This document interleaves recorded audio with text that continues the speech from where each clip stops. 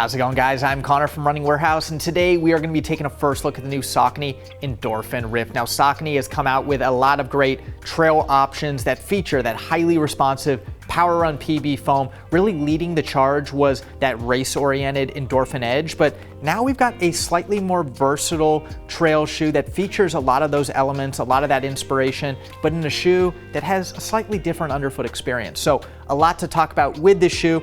First on up, we're gonna take a look at the midsole, and we've got that full-length PWRRUN PB. It's gonna run from the forefoot to the heel. This PWRRUN PB is the same compound we see in the Edge. It's highly responsive. It gives that soft underfoot experience, but there are gonna be a few millimeters less in this shoe, which is gonna provide a slightly more nimble underfoot experience. Another big difference with the Rift versus the Edge is what's embedded within that PWRRUN PB foam. In this shoe, we do not have a carbon fiber plate. We do have a thin rock protection plate you can see peeking out, which is gonna provide a little bit of extra protection from stone bruising, but the shoe is gonna be a slightly more flexible experience than what we see with the Edge.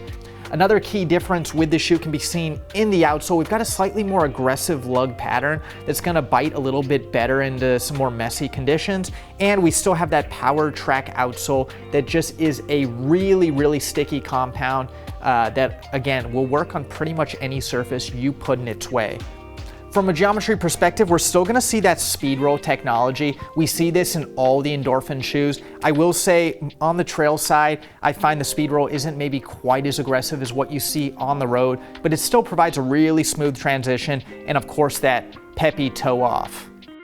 Finishing the shoe off, we've got a trail-specific upper. It's got plenty of support to go some of those longer distances, definitely more built up than what we see in the Edge. In the heel, you've got a nice amount of foam, really cushy heel collar.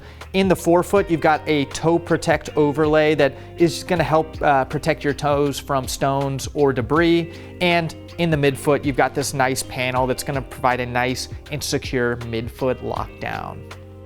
Overall, the Saucony Endorphin Rift looks to be a great addition to the trail lineup, and I think it will live side by side that Endorphin Edge. I do think the Rift is going to be a more versatile option. It's more built up in the upper, so it can go some of those longer distances.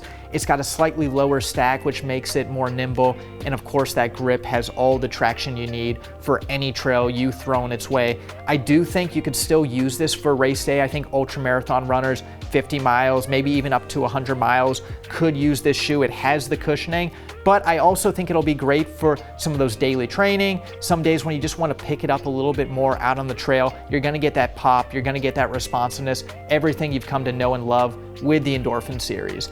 If you're looking to get the Endorphin Rift on your feet, good news is you can find it here in summer 2023 at Running Warehouse.